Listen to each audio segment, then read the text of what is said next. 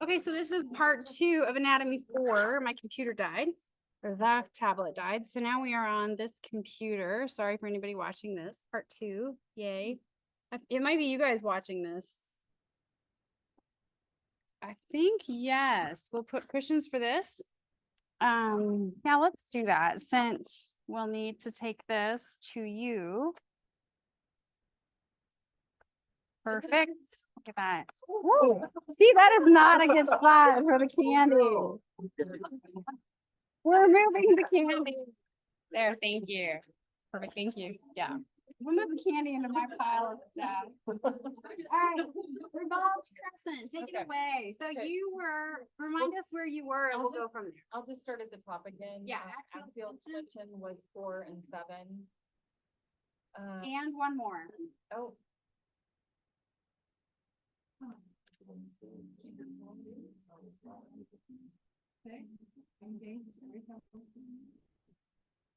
I would say that it is also hinge forward from hips. 2. That's 2. Exhale, twist. 2, 4.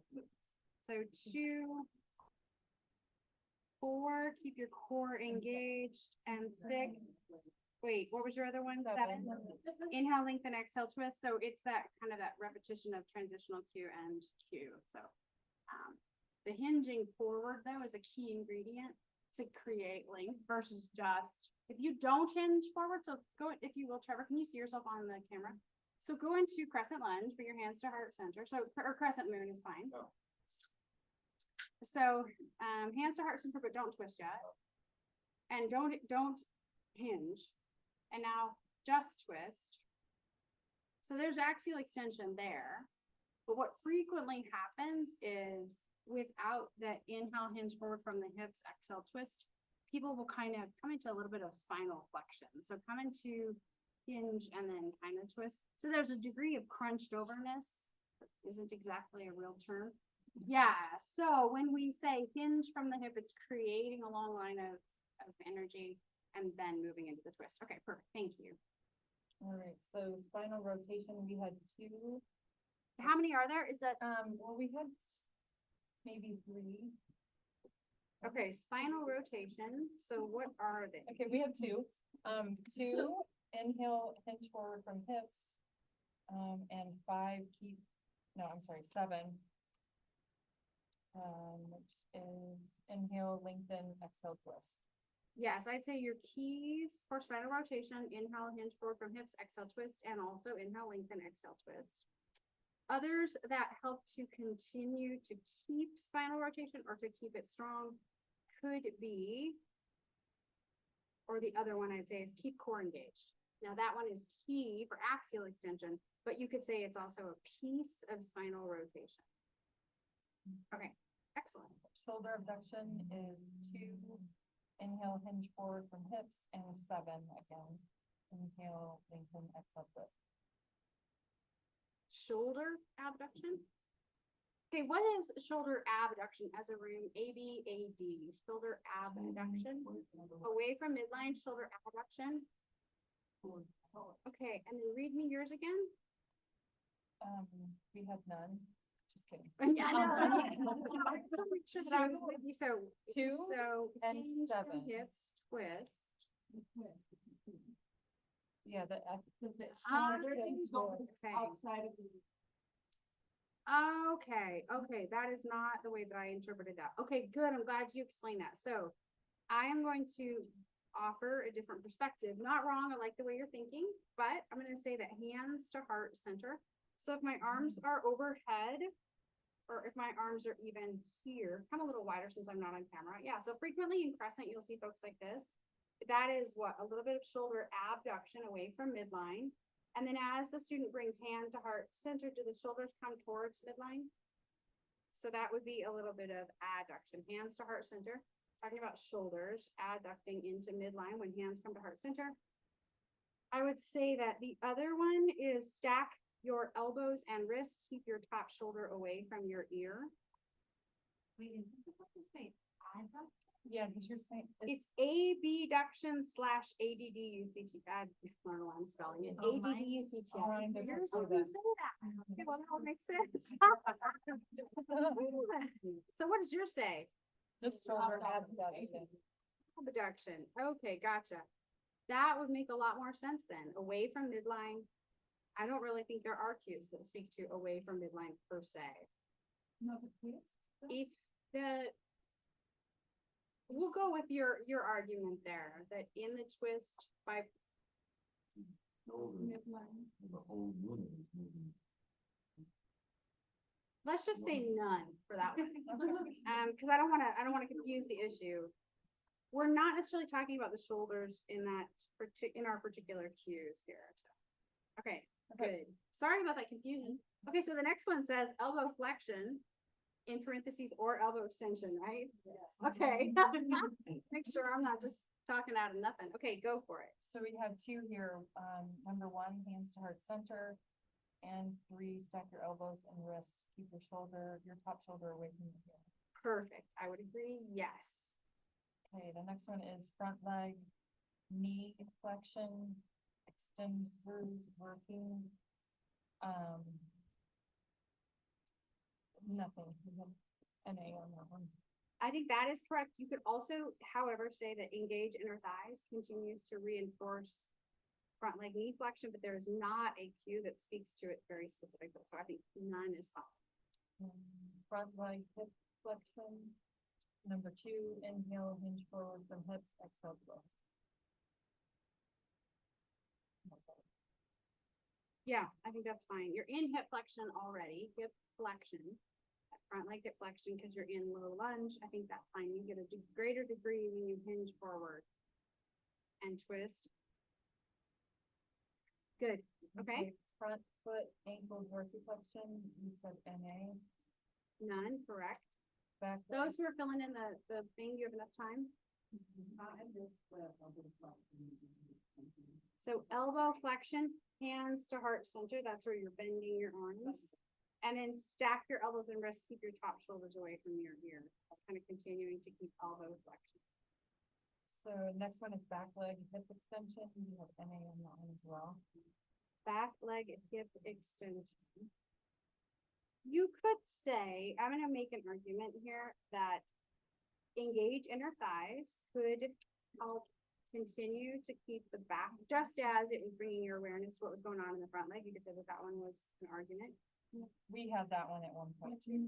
And then the other one I'll say is, can you come into a lunge instead of crescent moon, crescent arm, go fast? Watch the back hip. And can you invite your right hip slightly forward? So square your hips, there you go, perfect.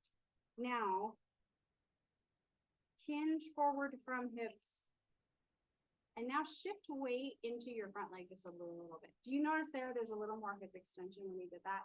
You frequently see a lot of people shift weight into the front leg, so thank you for doing it. I would demonstrate it, but I can't quite. But sometimes you'll see more hip extension happen when there's that hinge forward from hips. So I'll say that those two, hinge forward from hips, engage inner thighs, are the ones that speak to hip extension, but neither are direct drivers. Okay? Back leg, knee extension with some flexion, you have. Back leg knee extension, straight leg with some flexion. Yeah, I think that's fine. Back foot ankle dorsiflexion, NA as well. Correct. There's nothing there for ankle dorsiflexion. Good. Good. Thank you. Okay. Thank you. Perfect. Questions? Did that help with I know that you may not be real comfortable with the clamp and adjust, but did it help to think about the why? Okay.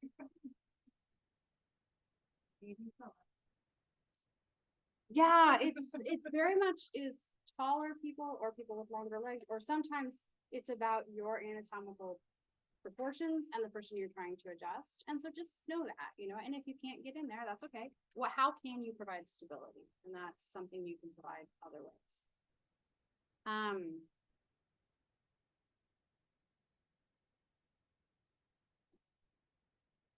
If I say core, this is just like a switch gears just to like clean the Etch-a-sketch. Did anyone do Etch-a-sketch that, okay, sometimes you say stuff, people are like, we have no idea what you're talking about. Okay, Etch-a-sketch. So we're shaking it clean. If I say core. What are some muscles in the core? Abs, yes, as a general rule, we're talking about abs for the most part, yes. Obliques, where are obliques, if you had to say? Yeah, we have internal and external obliques, but in this general vicinity, we find obliques. What are some other core muscles? So in this general area, she's like abs, upper abs, lower abs. You're right. It's right. For purposes of the class, more often than not, you can say abs and that works just fine. Even some of our cues, it's like belly button to spine, you know, whatever. Yeah, cool. Back there. Yeah,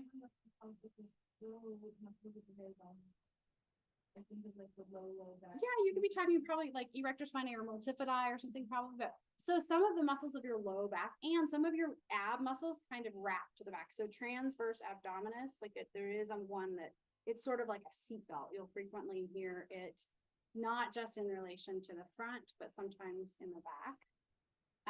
There's another big one here though that we talk about a lot. Which one was that? Rectus abdominis, yeah. So when we say abs, there are others, but more often than not, rectus abdominis is when we're talking about obliques, internal and external obliques, transverse abdominis.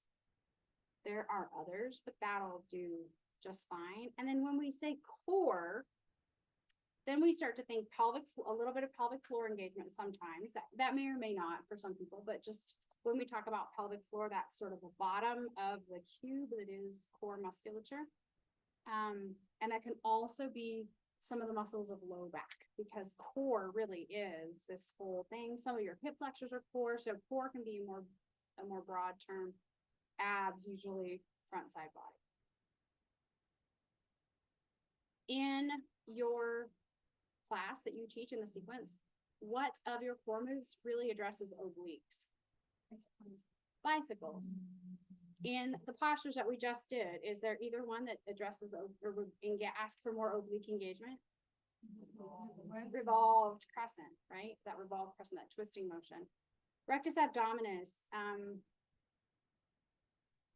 In cat or cow, where would I find engagement of rectus abdominis? Probably. Cat, because we engage a little in the core to create, not always, but probably there's a little bit of engagement to create spinal flexion, right? If someone said, I know I have really weak core muscles, or I know my abs are really weak, what would be another posture where they might struggle, or set of postures, or aspect of the sequence? Boat, certainly.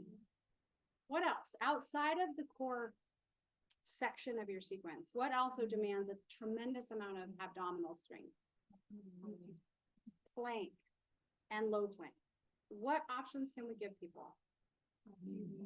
Drop to your knees. Somebody says, I had a child, I had a C-section or whatever, I've just been okay, but I really feel like my core is really weak and I'm getting some low back pain periodically. Are there any modifications that you can suggest? Sure, anytime we're in plank, drop to the knees. So plank from the knees. That's going to take a ton of your body weight out of the equation. You can really focus on form versus losing the integrity of the posture. In low plank, same, likewise, stay on the knees as you make that transition.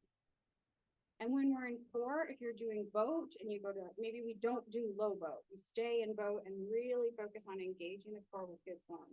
So engaging with good form versus dynamic movement might be a lot better for that student. What if a student says, I just had ankle surgery. I just had a metal pin put in my ankle, or it's healing, and I'm just coming back and I'm supposed to work on my balance. Are there any postures that I need to be careful with for my ankle? I can't really point my foot anymore. upward facing dog, push the top of the foot into the mat. Not that it's the end of the world, but this might be a student that where one foot is in dorsiflexion, well, one foot is gonna be in dorsiflexion. The other one might be in plantar flexion, but like upward facing dog or cobra, tops of the feet push into the mat. I might encourage that student to take cobra pose because upward facing dog requires so much dynamic movement that they can cobra and then make a safer transition. In tree, you're right. Probably there could be a degree of a pointed foot. We haven't talked about tree in here, but like a hot yoga tree. So, we'll just put a pin in that one. Any other postures where a flexed foot all the time might be something where you'd want to just keep in mind and give them a, just so you know, this might be a little bit uncomfortable, don't worry about it, but.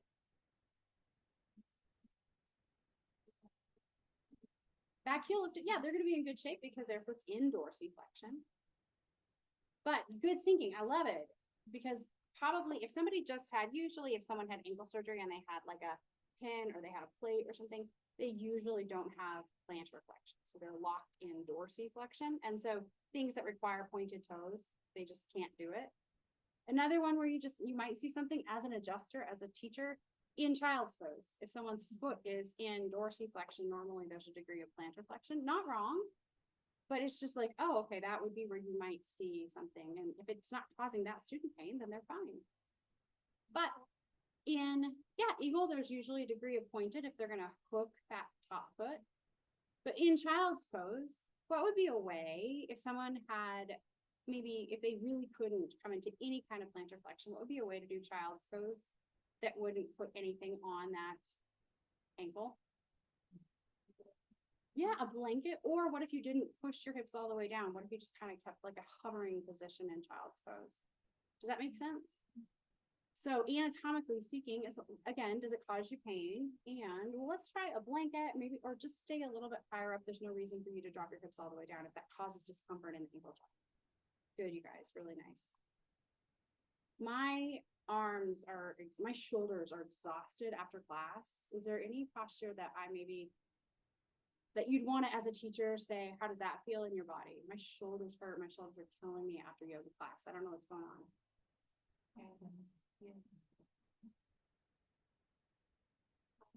Yeah, how do you feel in plank pose? Are you doing the half series with upward, are you lowering down to chaturanga, upward facing dog, downward facing dog every single time? Yes, every single time. Well, maybe you take a little variation, maybe you try it from the knees, or if you felt comfortable as a teacher, you could say, let me watch that transition and I'll see, because you want to have them engaging muscles in the back, not dumping into the little itty bitty muscles of the shoulder. You might, if you felt confident, you could help them workshop their form a little bit. Likewise, if somebody said, I feel super in my plank and low plank, but my shoulders are exhausted, you know, anytime we're here, if it feels like they're getting fatigued, you can always come to heart center, whether that's in chair pose, whether that's in crescent lunge, whether that's whatever. Good. I am stuck in forward head position. Is there any posture? I feel like I'm always like this, and my physical therapist said I'm supposed to come to yoga. Is there any posture that I should do that would help me get out of this position? Camel, an extreme version of, yes. What were some of the other ones? Cobra. Yeah, because we're getting scapular retraction, opening up this space.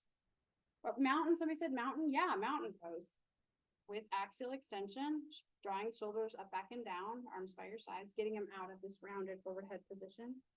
Good. But specifically those heart openers like camel, or what would be another one if we're in class and we do this? This is usually, well, airplane, since I'm sitting. Good job, you guys. But airplane pose, you know, as a teacher, you're like, yeah, we can do a bunch of airplane upper body. That'd be great. I'm happy to do that. Let's do that. Anyway, good, you guys. I like the way you're thinking. Good. All right. Practical application 4. We're gonna stay on that train for just a little bit longer. How you doing? Super. If you got any rowdier, you will know what to do with yourselves. I can see it. No finger dinosaur yet, though, so that's good. Okay, practical application 4. In that, we have some really good ones. Where did I have too many papers. Too many papers, not enough time. Okay. what's the first one on practical application 4? Okay, somebody had a relationship with lizard lunge. I don't remember who it was. Did you like it or dislike it? Yeah, it's great. Okay, yes, let's put you in the lizard lunge group. Okay, so Aaron, we'll just do that. You three in the back, you'll have lizard lunge. That'll be group number 1. Did anyone else have a relationship with lizard lunge? No, okay. Side plank. You 4 in front, side plank, that's group number 2. Can I go back to lizard lunge? Yes, you can. I have the same thing. Perfect. That's our last mover. Nobody else said no. Okay, so yeah, those 4, you 4 will do lizard lunge, you 3 in front, side plank, your group number 2, and you'll present in the order of the group number that you correspond with. So make sure you have your presenter identified. Eagle pose. I know a few of you liked it, didn't like it, but nobody's screaming about it. So, eagle pose will be Ben and Hope and Hannah. You'll have eagle, your group number 3. And last but not least, triangle pose. So we're skipping 1 or 2. Triangle pose is Karen, Rachel, Trevor. Group number 4. And if you need to swap with someone because you're desperate to do a different pose, you guys can navigate that on your own. So group number 4, Karen, Rachel, Trevor, you have triangle. Group number 3, you have eagle. Group number 2, side plank. Group number 1, lizard lunge. We'll take some time and work through those.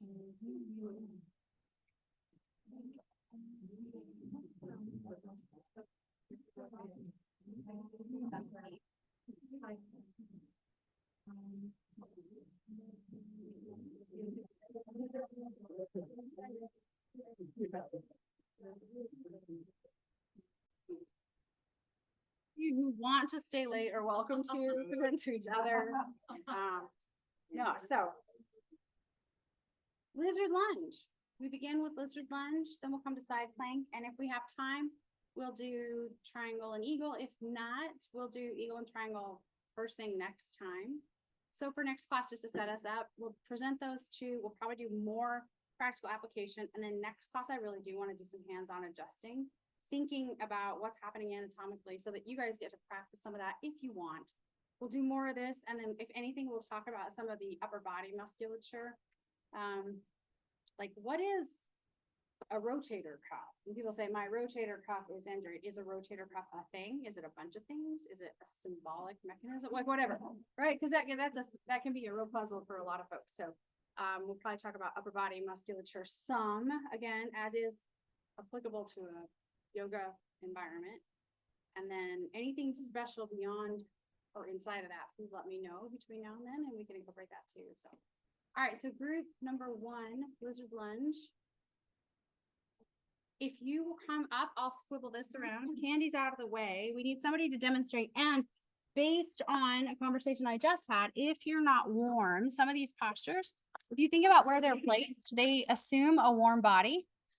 They're in the middle of class and actually after the middle of class. So if you're not warm, just be really, really mindful that your body isn't warmed up. So you might not be your normal, in air quotes, very often. Okay, so there are 8 in total, so, number 1, hands released to inside of the front foot, we have that as, directive. Yep. I just forgot the word. The second one we have as directed as well, with kind of a sprinkling of operative. Toe heel the foot to outside of your hand and 1 footprint forward, hand print, 1 footprint. Yes. Yes, I'd agree, because it's a little bit subjective. Yeah. there. The third one is directive, straight back leg. The 4th one is operative, externally rotate front thigh open. The 5th one, keep front foot flexed, is directive. The 6th one, front hip reaches back, back reaches forward, directive. 7, neck soft and soft neck and shoulders is operative, as well as number 8, roll inner thigh towards ceiling, draw front knee away from midline. Is operative. Is operative as well. And you could say that front hip reaches back, back hip reaches forward. You could say that's a degree of operative also, Okay. because it's kind of subjective what the reaching. Yeah. You could also say directive, so it's good. That works for me. Okay, For axial extension, we actually did not have any cues. I think that there might be one. So what is axial extension in this body, in Bathia's body right here? Like what is axial extension? It would be going forward. Lengthening from the crown of the head through the heel. The only one that probably speaks to that, let's see. Right hip straight back, like even your hips, right hip back, left hip forward. We got that. Front hip reaches back, back hip reaches forward. Yeah, not really. I'm gonna say no. You're None? right. None. Okay. We'll go with none. You could have a whole slew of them, but you could also say none. So I think none works. Cool. Yeah. Shoulder flexion, we have 2 cues, 7 and 1, so that would be, soft neck and shoulders, and hands released to inside of front of foot. Yes. When you think about coming from crescent position in shoulder flexion, bringing hands down, still in shoulder flexion, different angle. Yes. And then soft neck and shoulders, sure, that continues to speak to it. That works for me. For elbow flexion, could see extension, we only have 1, which is 1 hands released to the inside of front foot. Good. Do we see flexion or extension? Aha, now we see flexion too as an extension. You will see the gamut. As a teacher, you'll see probably 50-50 in class. That demands a lot of hip mobility to drop all the way down. Good. For front leg, knee flexion, extenders working, we had 1 of them. Next 2, toe heel the foot to the outside of your hand, 1 footprint forward. Front leg knee flexion, so that big bent knee, Mhm. toe heel the foot to the outside of your hand and 1 hand print forward. Absolutely. That works. I think that works. And then for front leg hip extension, Hip flexion. oh yeah, okay. Front leg hip flexion, we had 3 of them. We had 6 front hip reaches back, back reaches forward. 1 hands released to inside of the front foot, and 2 toe heel the foot to the outside of your hand, and 1 footprint forward. Perfect. All those things creating that tremendous amount of hip flexion in the right leg. For front leg hip external rotation, we have 4 cues. 8, roll inner thigh towards ceiling, draw front of knee away from midline. 4, externally rotate front thigh open. 6, front hip reaches back, back reaches forward. And 2, toe heel the foot to outside of your hand, and 1 footprint forward. I agree. So again, can you run through those really quick? Does everybody get those? Everybody who wanted to write those? Okay. 8-4-2-6. 8-4-2-6. Got it. Front foot ankle dorsiflexion, we have 2 of them. 5, keep front foot flexed, and 2, toe heel the foot to outside of your hand, and 1 footprint forward. Both of those are good, yes. Back leg hip extension, we have 3 of them. 6, front hip reaches back, back reaches forward. 3, straight back leg. 2, toe heel the foot to outside of your hand, and 1 footprint forward. I'd say your first 2 that you gave us are the key ingredients there on hip extension. Toe heel the foot to the outside of your hand and 1 hand print forward, not necessarily, but does potentially create more room for more. Yeah, That's I fine. read that as well. Good. Back leg knee extension with some flexion, we have 2 of them. 3, straight back leg, and 6, front hip reaches back, back reaches forward. Good. For back foot ankle dorsiflexion or plantar flexion, we had none. I would agree. You? Good, nice job. So at the front hip here, really quickly, demonstration, when you come back into it, nice demonstration of external rotation, moving the femoral head externally in the acetabular, externally away from midline. That was just a conversation we had. So postures where you're moving out in the way, opening the door as it were. Okay, great, thank you. Nice. Okay, so it is actually time. My gosh, so there will be 3 groups that will present next time. Side plank, eagle, triangle. Unless you want to stay 5 extra minutes. I think it makes sense just to do it next time. I'm gonna go with it. I'll turn this around for myself. So tell me this really quickly as we wrap up. Today was kind of hybrid, a little bit of this and a little bit of that. Was it helpful to do a little of this, a little of that? Okay. Next time, do you want to spend more time doing like, these are the muscles of, or do you want to kind of do this hybrid where we talk about some movement, some muscles? What do you think? And then some of the practical application. Can we do like all of that, but with Candy speaking? Yeah, So like, you know, we're talking about muscles, like, different, you want different things to do. okay, so we're in chair chair pose. pose. In chair pose, what muscles are activating great big? Kind of that kind of a thing? Like, where do I really feel this in chair pose? Like, yeah, I mean, do the mentions of like, sequence that we. Yeah. I don't know, that makes sense, I don't know, like. No? Sure, I think, yeah, we can try and draw it into each of the postures, maybe more so than just in general. Like, yeah, I mean, I think that. You guys agree or? Keep drawing it into posture. Yeah, like I like the idea of adjustment. Okay. Anything else? Maybe only one more or two. This was 4, right? So you have 1 more, and I think it's in 2 weeks, if memory serves. Is that right? 2 weeks?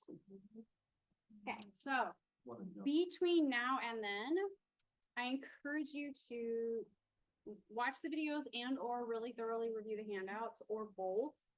If you're not clear on some things, research those. Feel free to reach out to me. You have my email, you have my phone. Text is the best way to reach me if you actually are trying to get a hold of me. That's usually the best. And otherwise, we will do practical applications. We'll kind of pick and choose some postures where we see some different kinds of movements. And we'll do some muscles, like kind of high level, as well as some movements. If anything is interesting to you and you really want to cover it, please reach out to me and we'll do that. And then some adjusting as we go. All right, let's close with the word. I will turn this around and let's start. Anybody on this side who wants to start? Take it away. Food? Which way do we go? Yeah.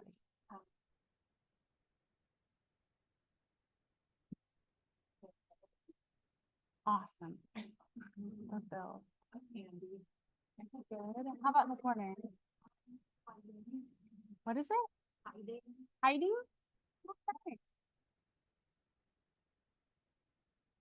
Nah. Karen, I'll have you, yeah, Rachel, then Karen. What'd you say? Wings. Wings, okay. Happy.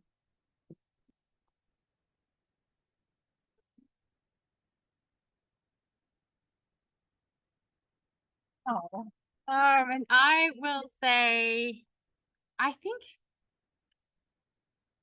grateful. Today I'm really grateful for all of you. So thank you for the gift of your energy and the gift of your efforts. All right, I will see you in 2 weeks. Don't be strangers. Thank you. Do we miss them? Laura's like invisible. So sorry, I got carried. I don't even know what happened. Oh my gosh. It was a gap. We blame the gap. Okay, great. I stole your work. Now I'm probably blushing.